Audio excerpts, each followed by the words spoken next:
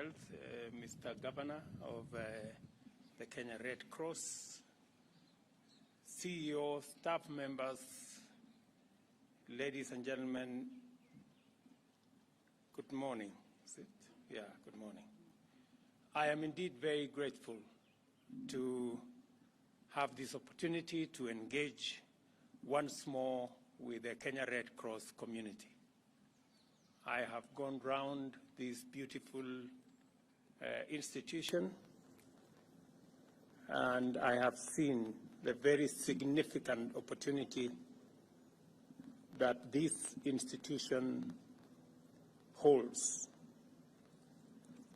I did make a commitment when I was installed as a patron of this society that my role is going to extend much further than just the title of patron.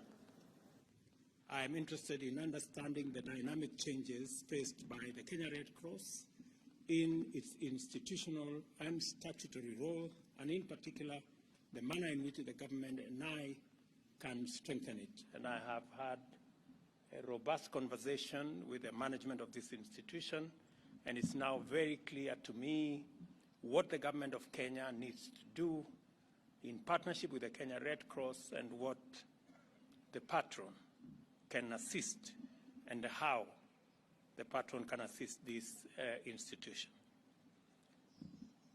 I'm here today because I appreciate the movement's critical role since the earliest years of our republic. When I got the brief of Kenya Red Cross, I was told that it was established on the December 1965.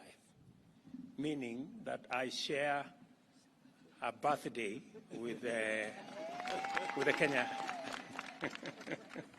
with the Kenya Red Cross, and I also share your commitment to effective humanitarian intervention and give my undertaking to support the Kenya Red Cross to be even more effective and supportive of society.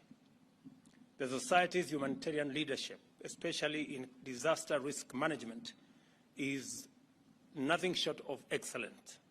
This has been demonstrated time and time again during various tragedies and crises where human life was in danger or where there was risk of human suffering. On such occasions, the society, through its nationwide network of thousands of volunteers, has risen to the occasion and served as a beacon of hope and an emblem of both relief and recovery. Most recently, during the dreadful season of fear and uncertainty as the COVID-19 pandemic ravaged the world, the Kenya Red Cross mobilized consistently to ensure that much-needed help reached vulnerable people affected by the lockdowns and the disruption of vital supply chains. As a result, many lives were saved. As an auxiliary to government, the Kenya Red Cross has been tremendous and its contribution excellent.